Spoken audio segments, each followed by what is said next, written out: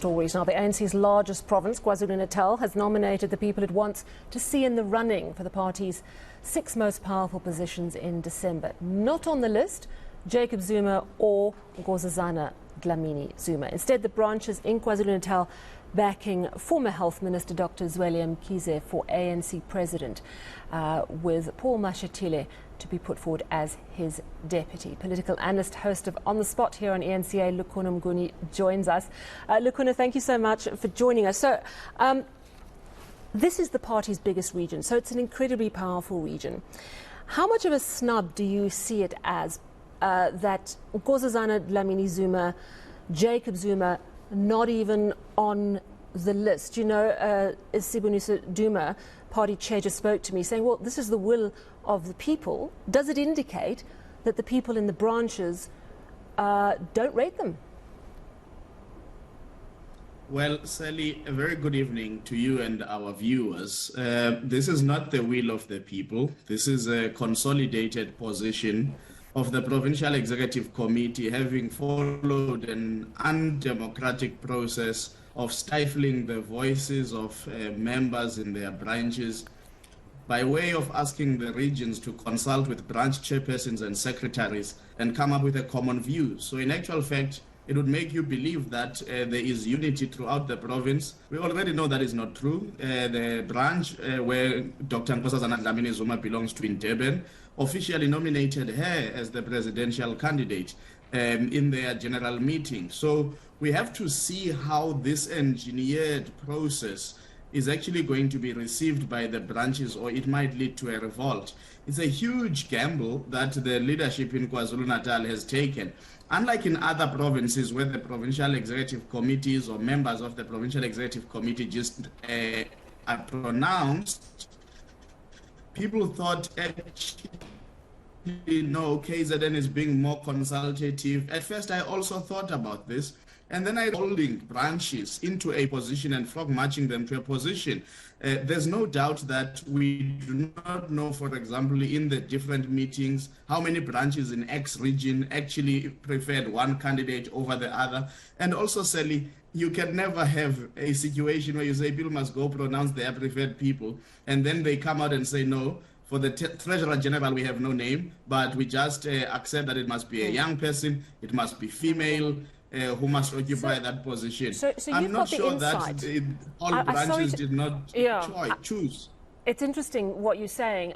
What I don't understand, if it was sort of strategic and engineered, as you say, why not push for someone like Nkosazana Dlamini Zuma? Why go for Sally Burdett, who's under a cloud? No, he hasn't been charged, but he has been implicated, and that Digital Vibes scandal is still hanging over him. So why wouldn't they actually opt for someone like Nkosazana Dlamini Zuma, bearing in mind that her ex-husband has endorsed her, and Sibonisa Duma, who's chair of the party, is very close to Jacob Zuma? Wouldn't they then have pushed for NDZ? Sally, let me even take it further for you. Why not champion someone like Mdumiseni Ntuli, the former provincial secretary, who finds resonance with a number of provinces of the ANC as a potential secretary general of the ANC, rather than going for a tainted candidate, a candidate who has unfinished business in terms of accounting for what happened with procurement in the Department of Health, particularly with Digital Vibes? Why would you set yourself up with a presidential campaign that almost seems dead in the water? So you then have, once you see how much this decision does not make even political sense, you then have to step back and ask, what are the ties between the new political leadership in KwaZulu-Natal and the former Treasurer General of the ANC, Dr. Sally Burdett? You go back to 2010, when Begimdolo would have been the then secretary of the ANC Youth League in the province. Siboniso Duma would have been deputy chairperson to Mthandeni Dlungwana. Mthandeni Dlungwana comes from the same region as Dr. Sally Burdett, the Moses Mabhida region.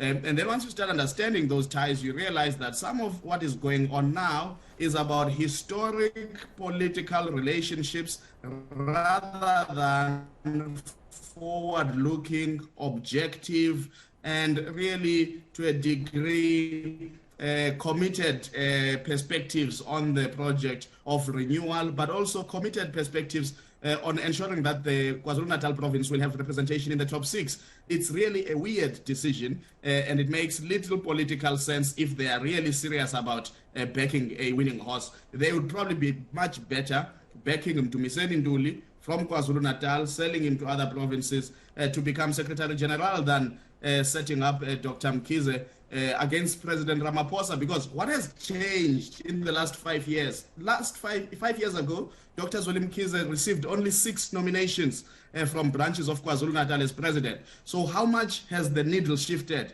to a point that you would think he would even secure the majority of the nominations from the province of KwaZulu-Natal branches? I do not know how they got to that conclusion. It's absolutely fascinating, your analysis, and thank you so much for your insights. We're going to leave it there. The clock's against us, but also your line is coming and going. But we're going to definitely revisit these issues. Thank you so much. That, of course, is political analyst, host of On the Spot, Lukhona Mnguni. Thanks.